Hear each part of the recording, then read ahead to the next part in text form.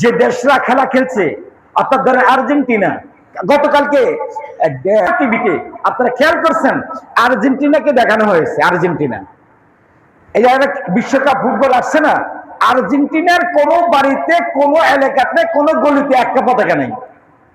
এবং আর্জেন্টিনার লোকগুলো নিজের কাজ নিজে করতেছে, এরা জানেও না। ব্রাজিলের লোকগুলো জানেও না কি বিশ্বকাপ হচ্ছে। তাদের দেশে কোনো পতাকা উড়ায় না, তারা নিজেরাই উড়ায় না।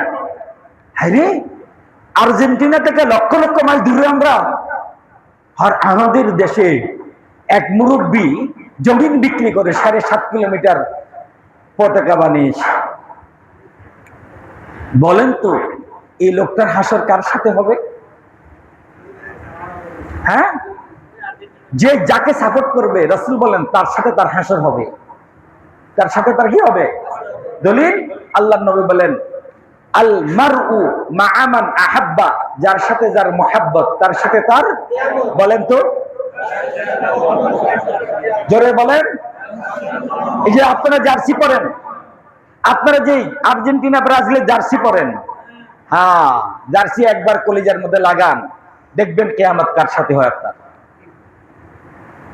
যাদের জার্সি লাগাচ্ছেন জানেন এরা কারা? আর্জেন্টিনা এরা কারা? ব্রাজিল এরা কারা?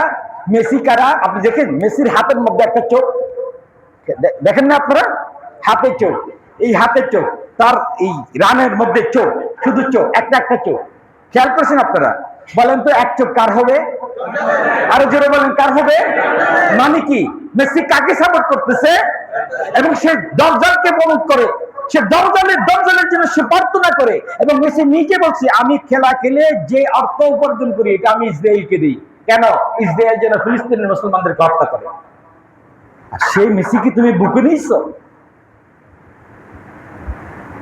এই জন্য আবার খেলা প্রেমিক ভাইরা আমার উপরে রাগ করবেন না ভাই। আমি রসুলের দূত হিসাবে রসুলের পক্ষ থেকে কথাগুলো আপনাদেরকে শুনিয়ে দিয়েছি।